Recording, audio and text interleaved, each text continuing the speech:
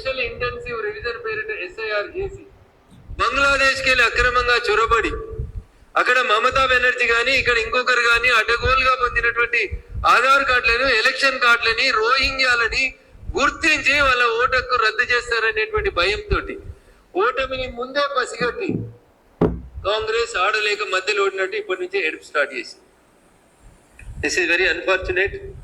ప్రజాస్వామ్యం మీద విలువ లేదు, రాజ్యాంగం మీద విలువ లేదు, వాళ్ళు గెలిచినటువంటి ఈవీఎంల మీద వాళ్ళకి విలువ లేదు, ఆఖరికి వారి తండ్రి గారి మీద ఎవరికి జన్మనిచ్చిన తండ్రి మాట మీద కూడా రాహుల్ గాంధీ గారికి నమ్మకం లేదు. ఏతులు ఎక్కువైనట్టు అనిపిస్తలేదు రఘునందన్? నీకు జన్మనిచ్చినటువంటి తండ్రి మీద విలువ లేదు, నీకుందా? ఏం అపాశమా, వెటకారమా, ఏతులా, లేకుంటే నీ అంత తెలివంతుడు అని లేనన్నటువంటి వ్యంగ్యమా? ఎందుకింత నీకు కళ్ళు నెత్తికెక్కిన మాటలు వస్తున్నాయి?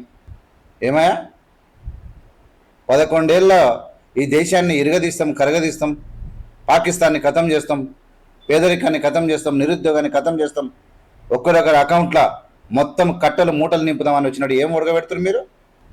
ఏం ఉడగబెడుతున్నారు మీరు? తండ్రికి ఇవ్వలేదా? తండ్రికి మాటకి ఇవ్వలేదా? తండ్రి మాటకి ఇవ్వనిస్తాడా?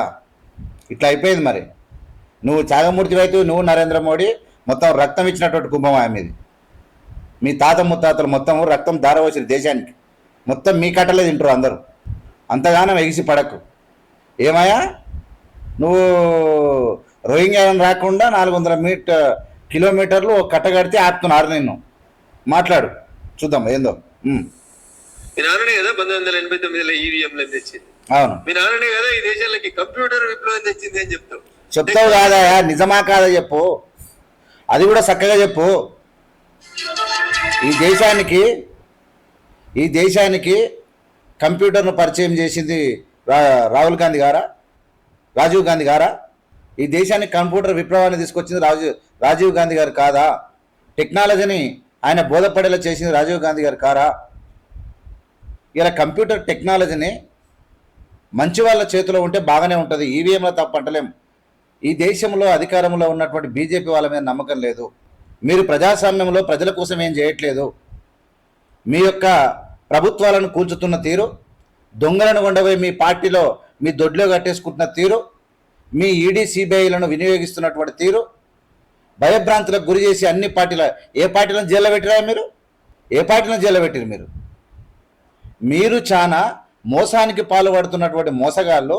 2G స్పెక్ట్రమ్ కుంభకోణం పేరు మీద అబద్ధాలు మాట్లాడి అధికారంలోకి వచ్చి మీరు అధికారంలో అదే పేరు చెప్పి కుంభకోణం, 2B స్పెక్ట్రమ్, కుంభకోణం అని రాజా కనుముని ఇలా తమిళనాడుకి సంబంధించిన పార్లమెంట్లో మిమ్మల్ని వంగబెట్టి దంచుతూ ఉన్నారు మీరు.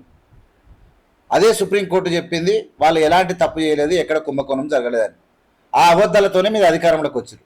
మీ మీద నమ్మకం లేక, మీరు దుర్మార్గులు కాబట్టి, మీరు ఎంతటి మోసానికైనా పాల్పడతారు కాబట్టి ఇలా అధికారము మీరు ఏం చేయకుండా, ఏ ప్రాజెక్టులు కట్టకుండా, ఉద్యోగాలు ఇవ్వకుండా ఈ దేశంలో పన్నులేసి గుంజుతూ, ఆదాయ అంబాయిలలో తిరుగుతూ, విదేశ టూర్ల ప్రధానిగా మారిపోయిన ప్రధాని ఈ దేశంలో మళ్ళీ గెలుస్తున్నాడంటే ఎట్లా గెలుస్తున్నాడు?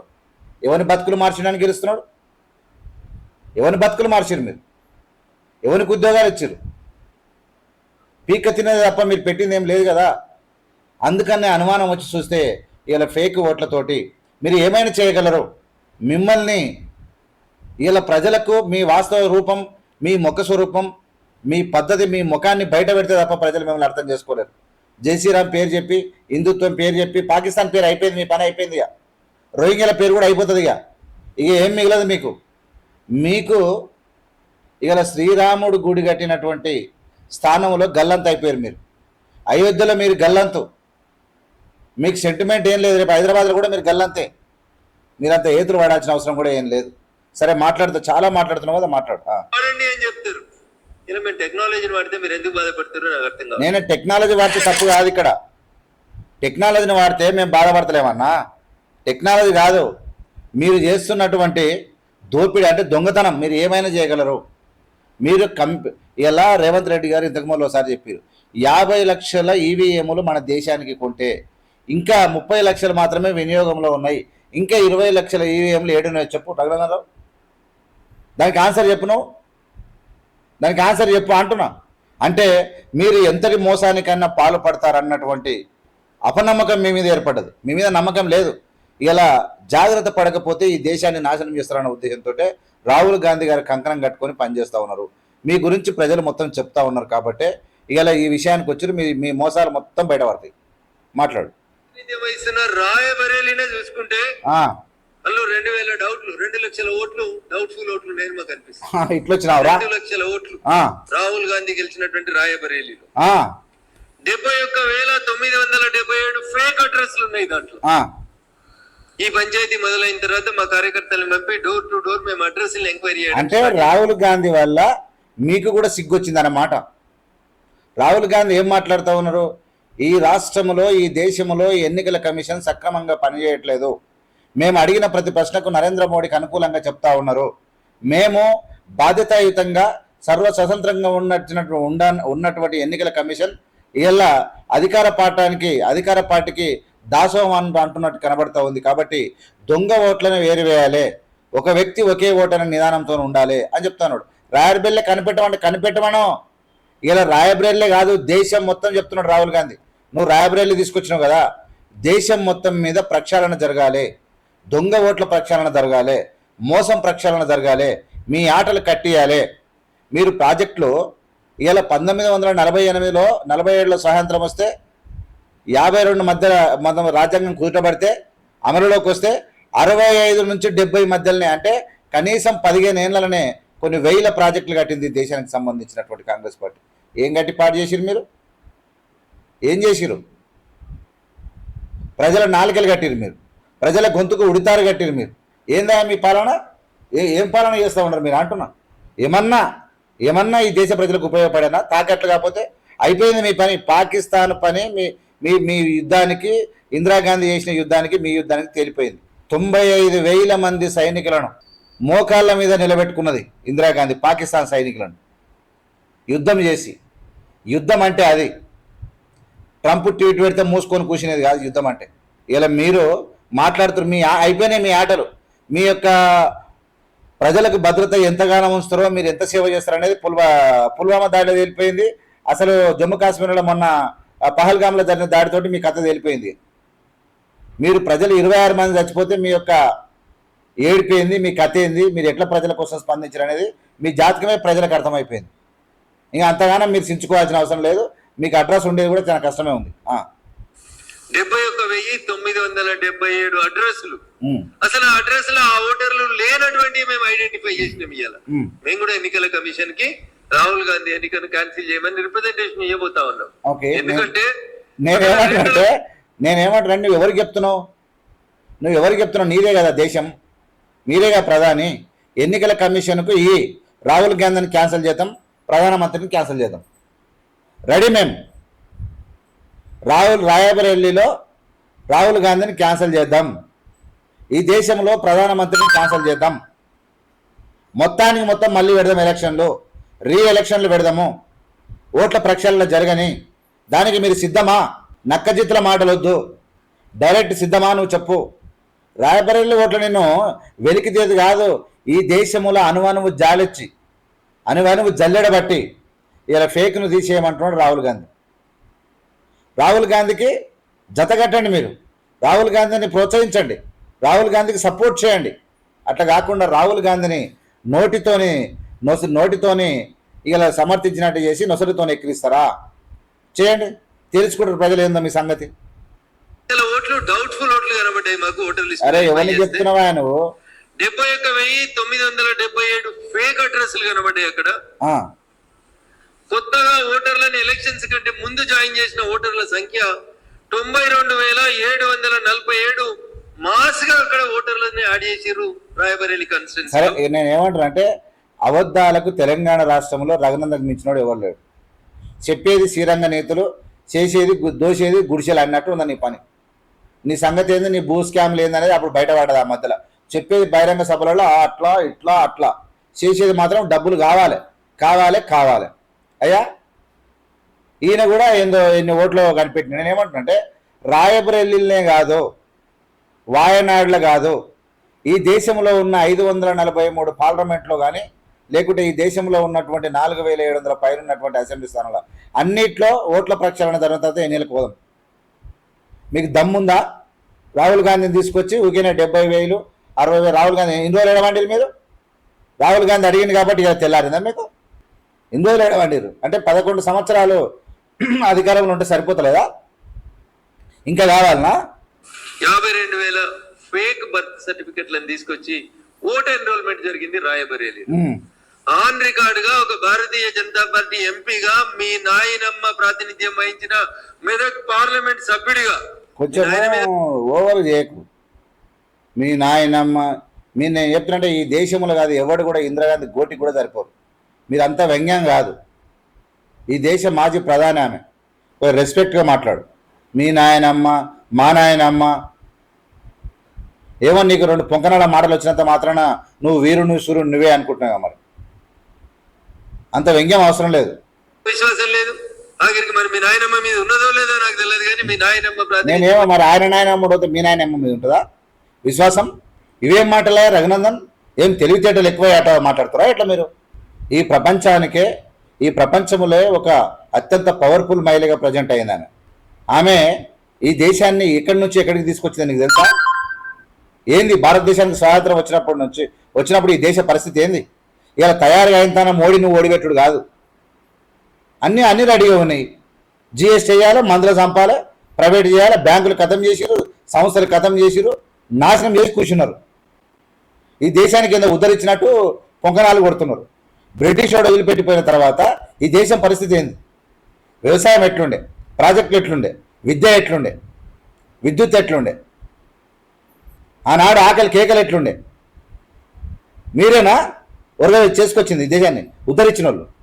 అబద్ధాలు చెప్పి దొంగ రూట్ తెచ్చుకొని మెదక్ ఎంపీగా అయ్యా రాహుల్ గాంధీ గారు మీ రాయబరేలీలో మీరు చేర్పించినటువంటి దొంగ ఓట్ల సంఖ్యని మేము కూడా ఐడెంటిఫై చేసినాం. అందుకని మీకు ఈవీఎంల మీద విశ్వాసం లేదు. నేను ఏమంటున్నానంటే ఇవాళ రాహుల్ గాంధీ గారు ప్రశ్నించింది ఎన్నికల కమిషన్ని. ఎన్నికల కమిషన్ రాహుల్ గాంధీతోని వాదోపవాదాలు చేస్తూ ఉంది. ఒక ప్రతిపక్ష నాయుడు డౌట్ వ్యక్తం చేసినప్పుడు దాన్ని క్లారిఫై చేయాల్సినటువంటి ఎన్నికల కమిషన్ ఎదురు తిరుగుతూ ఉన్నది. దానికి బీజేపీ వంత వాడుతూ ఉన్నది. ఎందుకు వంత వాడుతూ ఉందంటే పార్లమెంట్లో చట్టం తెచ్చి మరి ఒక సుప్రీంకోర్టు ప్రధాన న్యాయమూర్తి, ఒక ప్రతిపక్ష నాయకుడు, ఒక ప్రధాని ముగ్గురు కలిసి ఎన్నుకోవాల్సినటువంటి ఎన్నికల కమిషనర్ను సొంతంగా చట్టం తీసుకొచ్చి మరి ప్రధానమంత్రి ఆయన అనుచరులు కలుసుకొని ఎన్నుకొని ఇవాళ ఆయనకు దెబ్బ కొడుతూ ఇలా మీరు ఆడుతున్నటువంటి నాటకాలను రాహుల్ గాంధీ ప్రశ్నిస్తున్నాడు కాబట్టి మీకు ఇలా వణికిపోతూ ఉన్నారు. మీ కూపు కదిలింది. దేశంలో కాదు ప్రపంచ దేశాల్లో ఉన్నట్టు భారతీయులకు తెలిసిపోయింది. మీ జాతకం తెలిసిపోయింది, మీ సంఘటన ఏందో తెలిసిపోయింది. మీరంతా ఫీల్ కావాల్సిన అవసరం ఏం లేదు.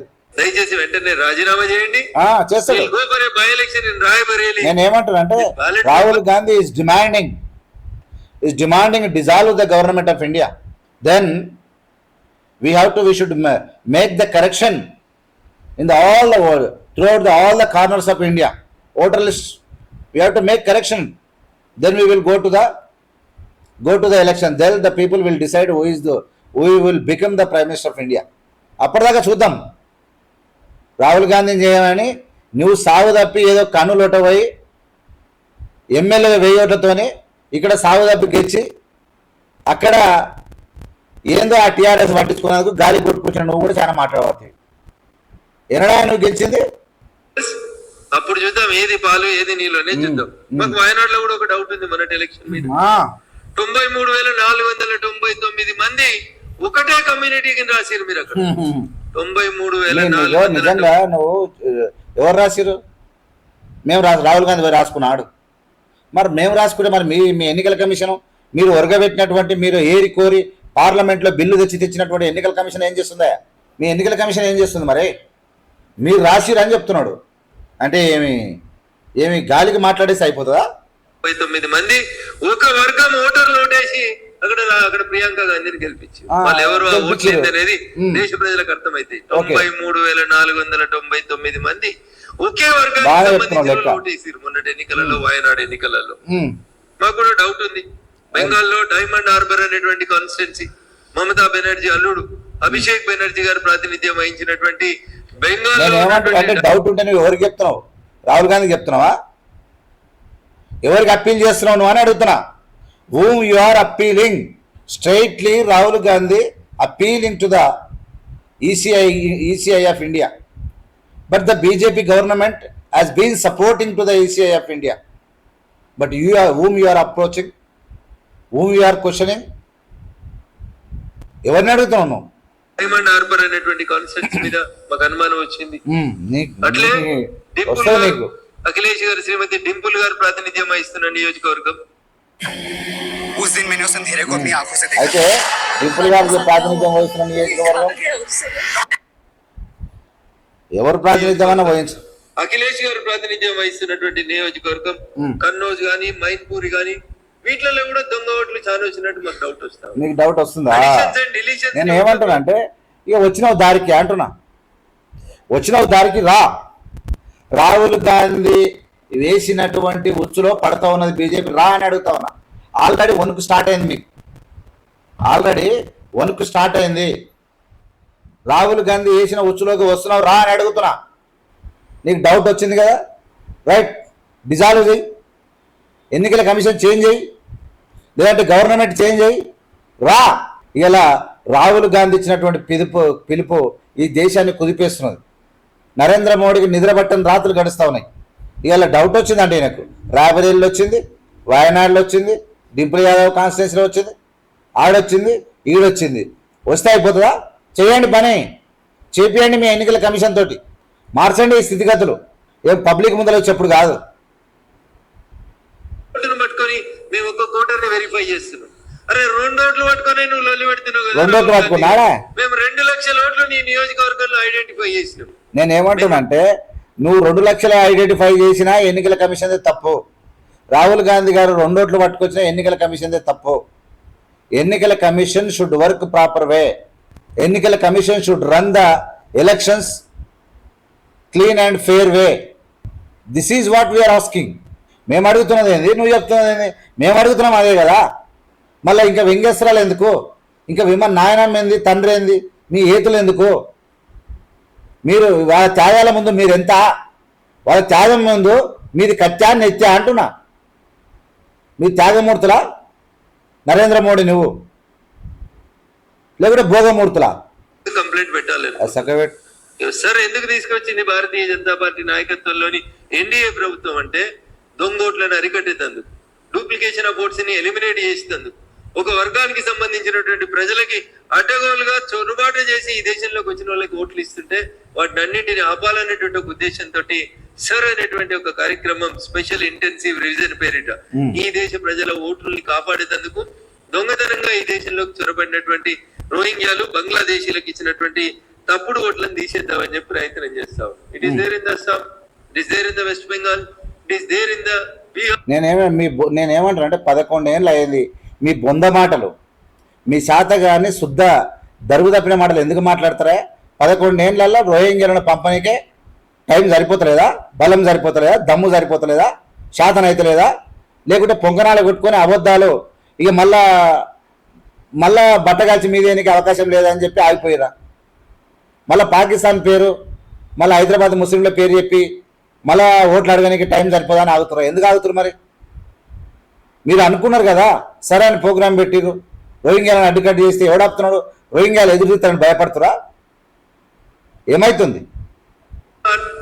హైదరాబాద్ లో కూడా ఉన్నాయి, ఆఖరికి నా మెదక్ పార్లమెంట్ లో కూడా ఉన్నాయి. సదాశివపేటలో రోహింగ్యాల కోటిచ్చిరు, ఇస్లాపూర్ లో రోహింగ్యాల కోటిచ్చిరు. ఎవరిచ్చిరా?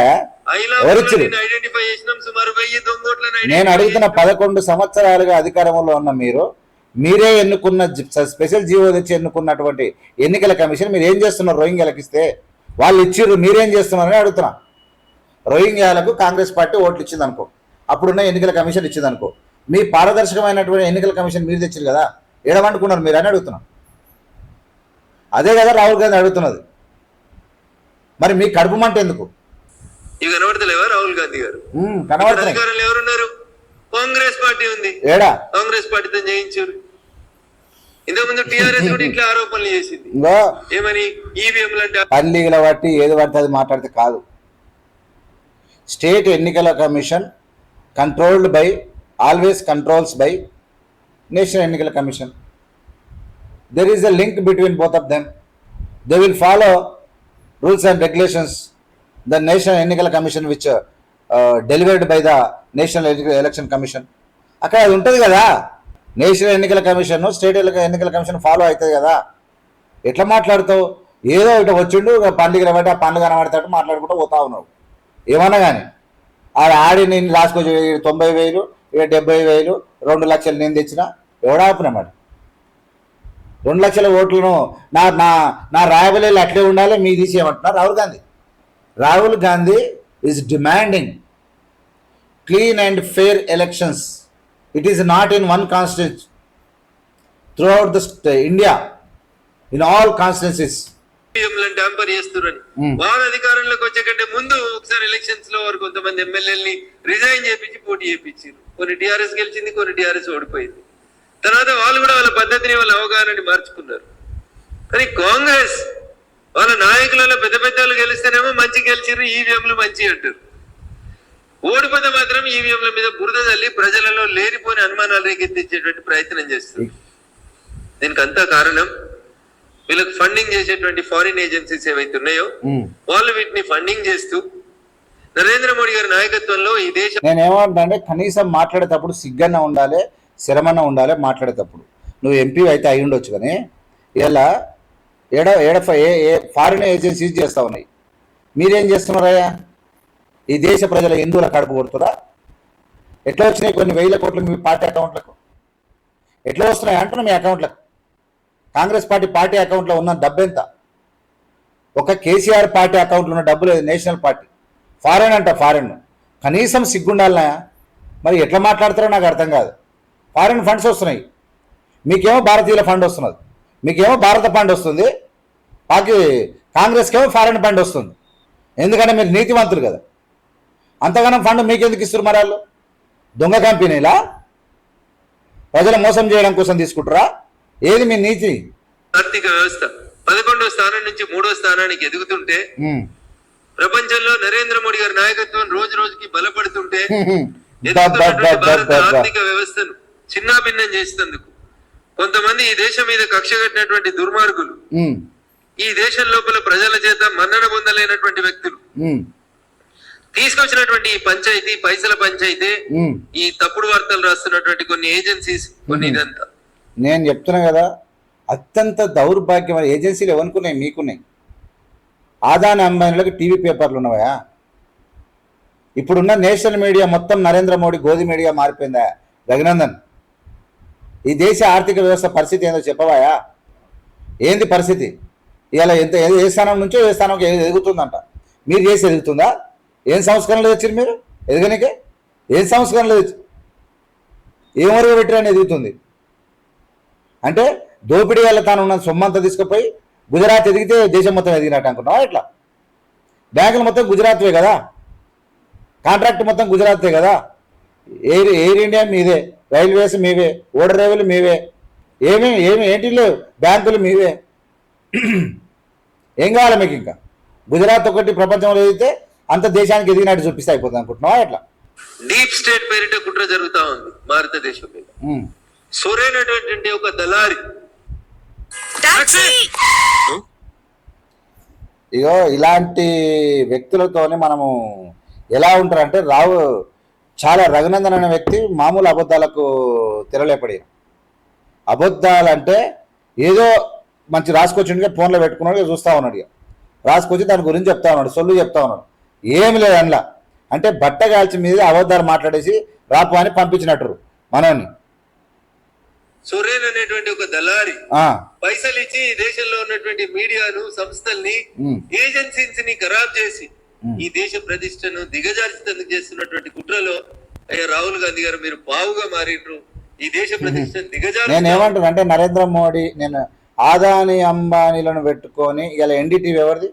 ఎన్డీటీవీ ఆదానిదే కదా. ఎట్లా మాట్లాడతారు మీరు? ప్రజల కోసం ఉన్న ఒక వాయిస్ని కూడా పీకేసి కాదు. మొత్తము ఛానళ్ళు మొత్తం మీవే. దళారీ వ్యవస్థ నడుపుతున్నది బీజేపీ.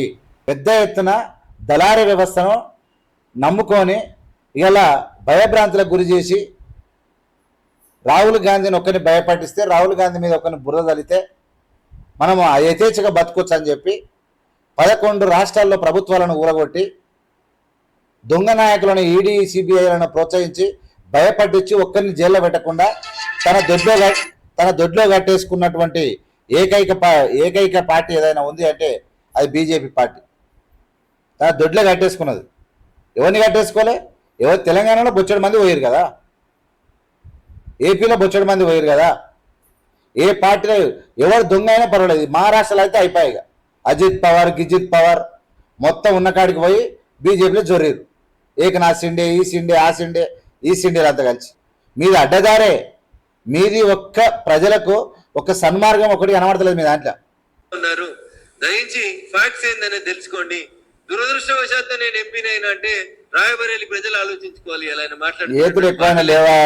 నేనేమన్నా మీలాంటి దౌర్భాగ్యులు ఉన్నటువంటి పార్లమెంట్లో ఎంపీ అయి రావడము మీకు ఎందుకంటే మీకు ఓ మర్యాద తెలియదు, ఒక మతలబు తెలియదు.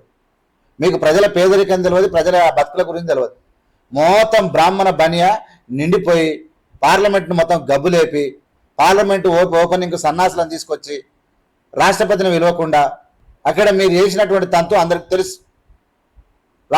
రామాలయం కట్టి రాముడు సీత ఉండాల్సినటువంటి రామాలయంలో బాలరాముని పెట్టి రాష్ట్రపతిని పిలవకుండా అక్కడ ఉన్నటువంటి స్పీకర్ను కూడా రానియకుండా మీరు ఆడిన డ్రామాలు తెలియదా? మీలాంటి దౌర్భాగ్యుల మధ్య ఉండి దండగా అని చెప్పి దురదృష్టవత్తు అన్నాడు ఆయన. అంతే తప్ప మీకు అర్థం అవుతలేదు. మీలాంటి పాపాత్మల ముందల ఉండడం వేస్తారని అర్థం దానికి. దయచేసి ఒకసారి ఆలోచించుకోవాలి. భారతీయ జనతా పార్టీ నరేంద్ర మోడీ గారి నాయకత్వంలో మేము సిఏ తీసుకొచ్చిన, ఎన్ఆర్సీ తీసుకొచ్చిన, కిందికి చూస్తా అవుతున్నాడు. ఏం లేదు, భారతీయ జనతా పార్టీ ఎట్లా చూస్తున్నాడు చూడు. దిగజారుస్తా ఉన్నారు.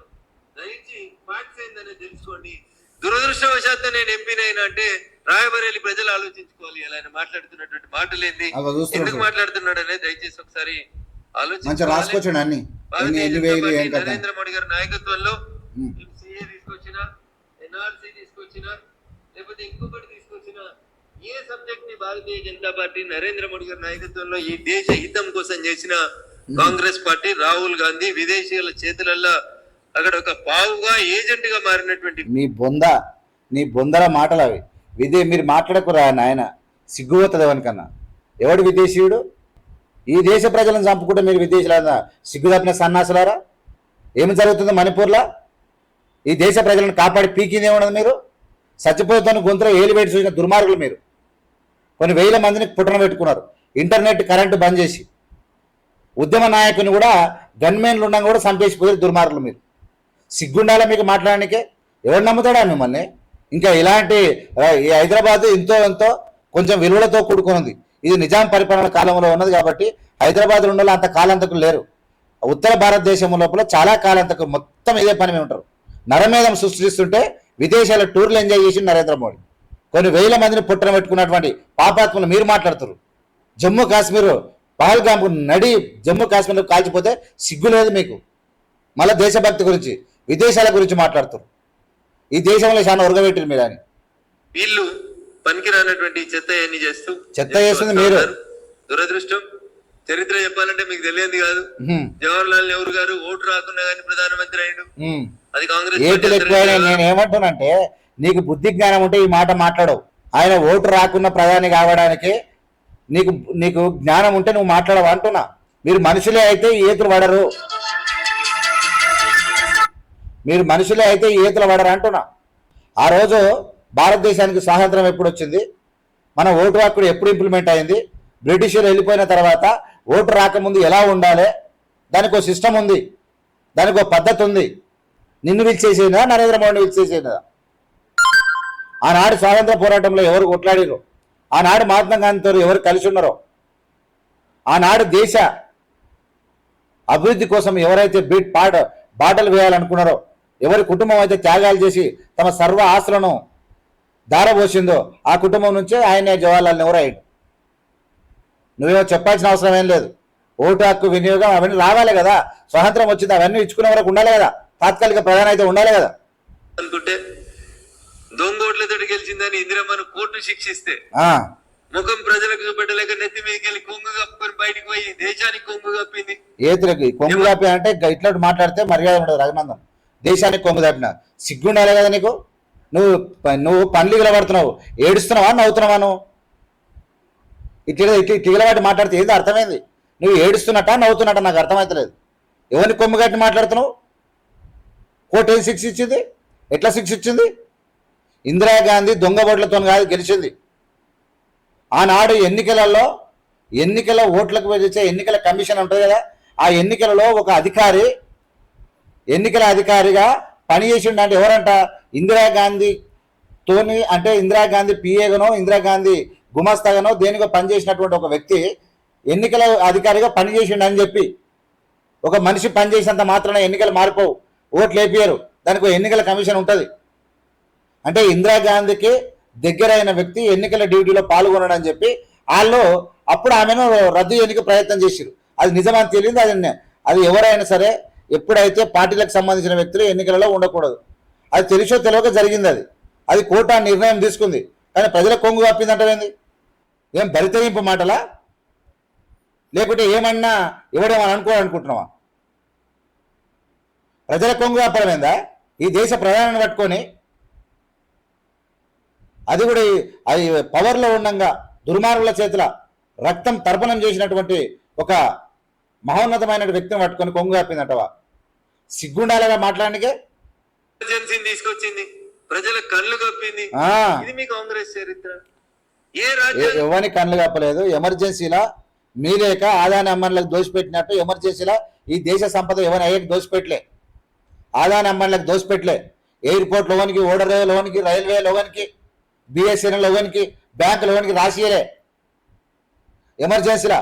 అయితే ఈ దేశ ప్రజలకు జీతాలు లేట్ రావచ్చు, ఆ రాదు ఇబ్బంది జరగవచ్చు, కానీ ఈ దేశ సంపద దొంగలకు దోసిపెట్టలే మీలేక. ఈ దేశాన్ని సర్వనాశనం చేస్తున్నది మీరు. ఈ దేశ సంపదను కొంతమంది దొంగల చేతిలో పెట్టి పేదల కడుపు కొడుతుంది మీరు. మీరు ఒప్పుకోరు. సుప్రీంకోర్టు షాబాను అనే ముస్లిం మహిళకి భరణమీమని చెప్తే సుప్రీంకోర్టు ఇచ్చిన జడ్జిమెంట్ ని బయట పారేసి ఆర్డినెన్స్ తీసుకొచ్చి ముస్లిం ఆడబిడ్డలకి భరణమీయొద్దన్నారు. పనికి మళ్ళీ మాట ఏతులు ఎక్కువ బంజైవా ఏతులు, నీ ఏతులు బంజాయి. బిల్కిస్ బానో కేసులో 13 మందిని కుటుంబ సభ్యులను, ప్రెగ్నెంట్ ఉన్న మహిళలను అంతా రేపు చేసి చంపిన కసాయి దున్నపోతులను యావజ్జీవ కారాగార శక్తి పడితే జైలుకి వెళ్ళి బయటకు తీసుకొని దుర్మార్గులు మీరు మాట్లాడతారు ఆ ముస్లిం మహిళల గురించి? నరమేధం గురించి చెప్పాలనా? ఏం జరిగిందో గుజరాత్ అల్లారులో ఏం జరిగింది? ఎట్లా చచ్చిపోయారు? ఎంతమంది చచ్చిపోయారు చెప్పాలనా? ఎంత నేరం, ఎంత పాపమో పూలదండలేసి ఊరేగించే వాళ్ళని మీరు వ్యక్తుల గురించి మాట్లాడతారు, మీరు సమాజం గురించి మాట్లాడతారు. భారత రాజ్యాంగం ద్వారా వచ్చినటువంటి న్యాయ వ్యవస్థల్ని గౌరవించారు. నిన్నగాక మొన్న ఎంపీ అయినటువంటి ప్రియాంక గాంధీ కూడా జడ్జీలు ఎవరు మానవ గురించి అట్లా నిన్నగాక మొన్న నువ్వేమో భూమి పుట్టినప్పుడే అయినట్టువా? నువ్వు భూమి పుట్టినప్పుడే ఎంపీవి, నువ్వు రాజువు. నువ్వు ఆమె గతి లేదు కదా, ఆమె గుడిసెలకి వెళ్ళి వచ్చిందో లేకుంటే గతి వచ్చింది కాబట్టి ఆమెకేం అర్హత లేదు. మరి నిన్నగాక మొన్న ఆయన ఏమనంట, ఈయన పుట్టినప్పటి నుంచి ఎన్నడు గెలిచిన పాపన పోలే. నువ్వు సాగు తట్టి కన్నులొట్టు పోయిన గెలుపు నీది కూడా గెలిపే. ఈసారి గెలువు నువ్వు సుతం. నువ్వు కూడా మాట్లాడబడుతుంది. ఇక దీనికన్నా అపహాస్యం ఏముంది? ఎవరిని పడితే వాళ్ళను. న్యాయ వ్యవస్థను గౌరవించారు, ఎలక్షన్ కమిషన్ నువ్వు చాలా గౌరవించారు. మీరు ఆఖరికి ప్రజల కొరకు ప్రజల చేత ప్రజలే ఎన్నుకున్నటువంటి పాలకుడు నరేంద్ర మోడీ గారు ఈ దేశ ప్రధానిని కూడా. అవునయా, నరేంద్ర మోడీనేమో ప్రజల చేత ప్రజల కొరకు ఎన్నుకురు, ఇతరులనేమో తననికి ఎన్నుకురు. ఏం వయ్యారం అబ్బా, ఏం మాటలు, ఏం శిల్క పలుకులు వెలకబడుతుంది. నీలేక పలుకులు ఇంకెవరికన్నా వచ్చునా? ఏం స్పీచ్ ఇచ్చిండు నరేంద్ర మోడీ ఎన్నికల ముందు? కాంగ్రెస్ గెలిస్తే హిందువుల పుస్తకాలు ఎత్తుకపోయి ముస్లింలకు ఇస్తారని స్పీచ్ ఇచ్చారు. స్పీచేనా? అవి మాట్లాడే మాటనేనా? కనీసము సిలిండర్ ధర గురించి వచ్చి సిలిండర్ రేట్లు 1200 చేసిన పాపాత్మలు మీరు. ఏంది ప్రజల కొరగబెట్టేది? పసిపిల్లలు పాల మీద, డబ్బల్ రొట్టెల మీద, వాళ్ళు చదువుకునే పెన్నుల మీద పుస్తకంలో జిఎస్టీ చేసినటువంటి దుర్మార్గులు మీరు. ఎవరిని ఉద్ధరించకనా మీరు రాజకీయం చేస్తున్నారు? కించపరిచేటువంటి రీతిలో మాట్లాడతారు. మీకు ప్రజాస్వామ్యం మీద విలువ లేదు, మీకు శానందలే, వ్యవస్థల మీద విలువ లేదు, మీకు లేదు. అందుకనే ప్రజలు మీకు విలువిస్తలేదు. మీకు ప్రజాస్వామ్యం మీద విలువ లేదు కాబట్టి పార్లమెంట్ భవన్ ఓపెనింగ్ సన్నాసులను తీసుకొచ్చిండు ఆయన. మొత్తం బూడిద రుద్దుకొని, మొత్తం బట్టలు కట్టుకొని, గోసులు కట్టుకొని వచ్చి వాళ్ళు వాడి వాళ్ళతోనే ఓపెన్ చేయించండు. మీకు ప్రజాస్వామ్యం మీద విలువ ఉంటే ప్రతిపక్ష నాయకుడు ఉండాలి, రాష్ట్రపతి ఉండాలి, స్పీకర్ ఉండాలి, ఎంపీలు ఉండాలి. మీకు నాది మంత్రదండం తీసుకొచ్చి అవి పెట్టిరు. తంత్రదండం తీసుకొచ్చి పార్లమెంట్ ఓపెన్ చేసిన మీరు ప్రజాస్వామ్యం మీద విలువ ఉన్నది. మీకు ప్రజాస్వామ్యం ఉన్నందుకే ఆడ మణిపూర్లో అట్లా జరుగుతూ ఉంది. అర్థం చేసుకోవాలి, చేసుకున్నట్లే. ఇది అర్థం కానంతసేపు కాంగ్రెస్ గాడనే ఉంటది, కాంగ్రెస్ గదే దుస్థితికి లోబడుతుంది. కాబట్టి ఇప్పటికైనా ఒక వ్యవస్థ మీద ఆరోపణ చేస్తున్నప్పుడు, ఒక వ్యవస్థని నిందిస్తున్నప్పుడు, అయ్యా leader of opposition Rahul Gandhi గారు దయించి శాస్త్రీయంగా ఆ వ్యవస్థ మీద స్టడీ చేసి రండి. టీషర్ట్లు వేసుకొని వచ్చిన మీరు మరి ఒక చిన్న గ్రామ పంచాయతీలోనే నేను వారం రోజులు స్టడీ చేస్తే 1000 ఓట్లు దొరకవుంటాయి. వారం రోజులు స్టడీ చేసి 1000 ఓట్లు తెచ్చినావంటే సంవత్సరం స్టడీ చేసి 1 కోటి ఓట్లు తెస్తావు నువ్వు. 1 కోటి తెస్తావు నువ్వు. ఏతులు ఎక్కువ, నీది పని తక్కువ, అంతకన్నా ఎక్కువ ఏం లేదు. శాస్త్రీయంగా తెలుసు కాబట్టే, శాస్త్రీయ అధ్యయనం చేసినాం కాబట్టే శాస్త్రీయంగా ఉన్న సీసీ ఫుటేజ్లు అడుగుతా ఉన్నాం. మేము ఇలా వీవీప్యాడ్లు అడుగుతా ఉన్నాం. శాస్త్రీయంగా ఓటేసినప్పుడు వీవీప్యాడ్ అన్నవాడ్డప్పుడు ఎందుకు వీవీప్యాడ్ కౌంట్ చేయమని అడుగుతా ఉన్నాం. ఎందుకు మేము చేయమని అంటారు? ఎందుకు అంటారు? మీరు దొంగలు కాబట్టి అంటారు. వీవీప్యాడ్లు ఎందుకు లెక్క పెడతలేరు చెప్పండి? ఎందుకు మీరు సీసీ ఫుటేజ్లు ఇస్తలేరు? ఎందుకు ఇలా 20 లక్షల ఈవీఎంలు ఎక్కడ పోయినా లెక్క చెప్తలేరు? ఇప్పుడు తెలంగాణ రాష్ట్రంలో స్థానిక సంస్థల్ని మీకు ఒప్పుకుంటే బ్యాలెట్ పేపర్లతో పెట్టు. కాంగ్రెస్ మేము అడిగిన దానికి సమాధానం చెప్పవా? మేము ఏం పెడతాం నేను చూస్తాం. కానీ బ్యాలెట్ పేపర్ అన్న పెడతాం, బ్యాలెట్ పేపరే ఉంటుంది స్థానిక సంస్థ, అది పక్కన పెట్టేసి. కానీ ఇలా ఈ దేశంలో జరుగుతున్నటువంటి ఓట్ల చోరీ ద్వారా ప్రధానమంత్రి అయినని మేము ఆరోపిస్తున్నాం. మీకు సిగ్గుశరం ఉంటారు, రండి రాజీనామా చేసి.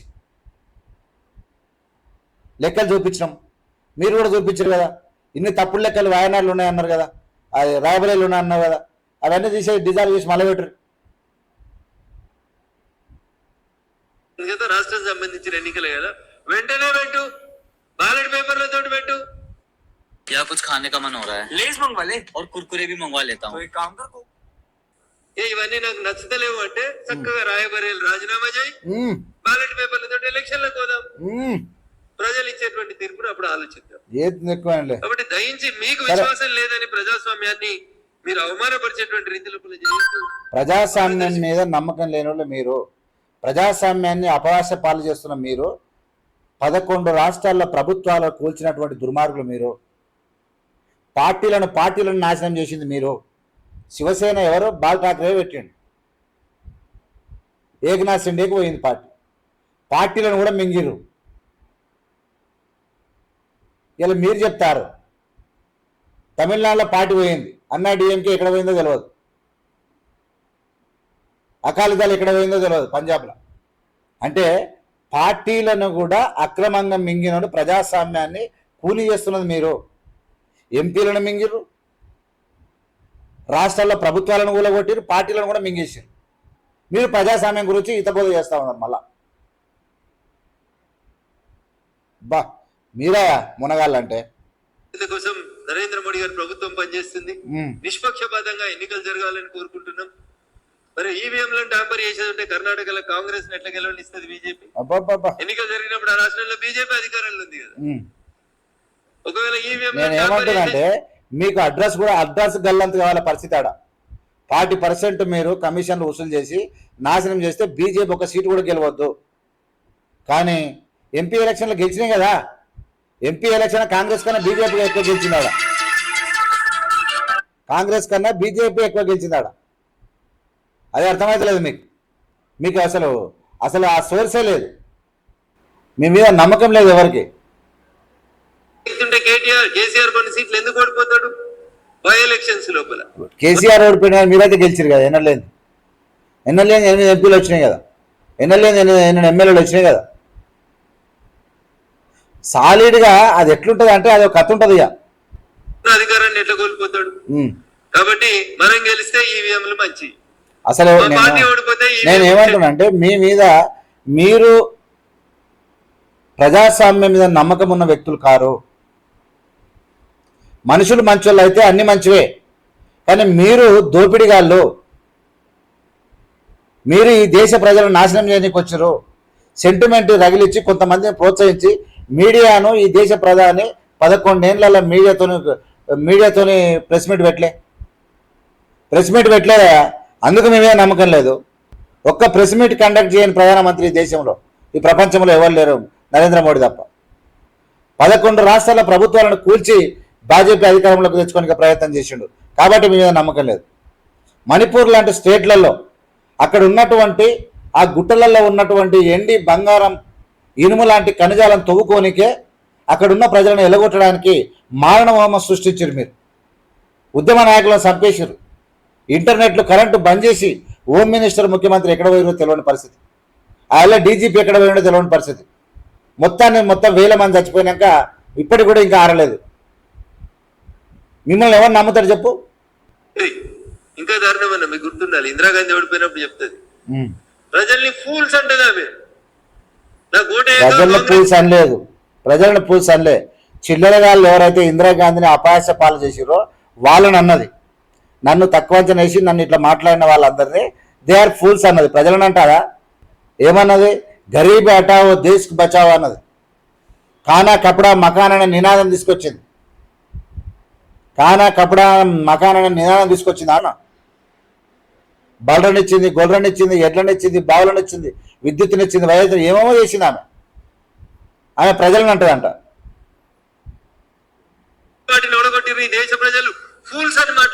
అంత లేదులే, నీ అబద్ధాలను మాకు అంత తెలియదు అనుకోకు.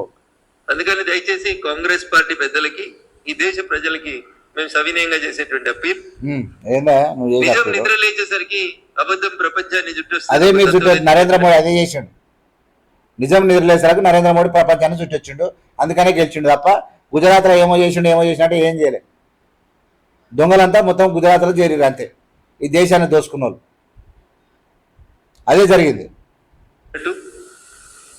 మోడీ గారి మీద, మోడీ గారి ప్రభుత్వం మీద ప్రత్యక్షంగా సమస్యల పట్ల పార్లమెంట్ లో చర్చించలేక, అవగాహన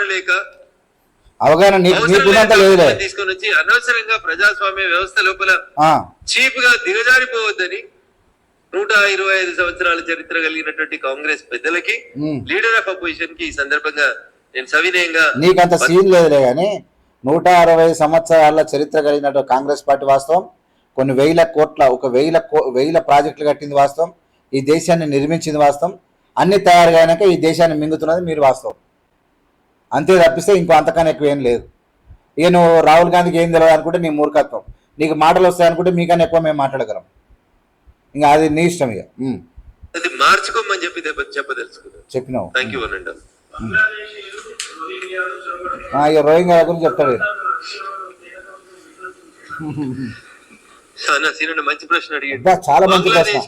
వెస్ట్ బెంగాల్ కి మధ్యన 452 కిలోమీటర్ల బార్డర్ ని భారతదేశం బంగ్లాదేశ్ తో షేర్ చేసుకుంటుందని భారత ప్రభుత్వం నరేంద్ర మోడీ గారు ప్రధానమంత్రి అయిన తర్వాత ఆ ప్రాంతాన్ని గోడగట్టి ఒక బందోబస్తు వ్యవస్థను ఏర్పాటు చేసి అటు నుంచి ఇటువైపు చొరబాటుదారులు రాకుండా ప్రయత్నాన్ని భారత ప్రభుత్వం ప్రపోజ్ చేసి వెస్ట్ బెంగాల్ రాష్ట్ర ప్రభుత్వానికి ఆ ప్రపోజల్ ని పంపించిందన్న. ఇప్పుడు రాష్ట్రంలో పోయి మనం ఒక గోడ, ఒక ట్రెంచ్, ఒక నిర్మాణం చేయాలంటే దానికి అనుమతి ఇవ్వాల్సింది రాష్ట్ర ప్రభుత్వం. ఎందుకు రఘునందన్ అన్న సొల్లు కబుర్లు చెప్తావు?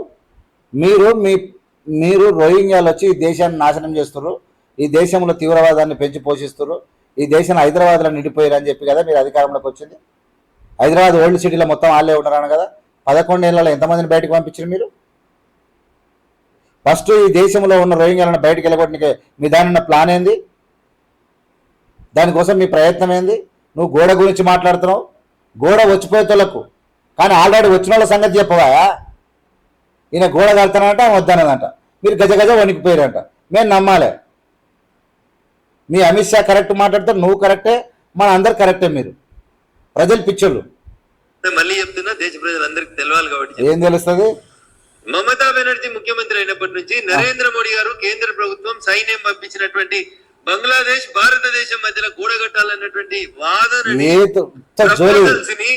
నిర్ద్వందంగా తిరస్కరిస్తూ ప్రతిరోజు కొన్ని వేల మంది అక్కడి నుంచి ముస్లింస్ ని, రోహింగ్యాలని వెస్ట్ బెంగాల్ కి దేనిచ్చి అక్కడ హిందువుల మీద దౌర్జన్యం జరుగుతుంటే దానికి సహేతుకమైనటువంటి కారణాలు చూపెట్టకుండా పోలీసులు ప్రేక్షక పాత్ర వహించడానికి కారణం జరుగుతుంది ఈ గోడ కట్టకపోవడం వల్ల.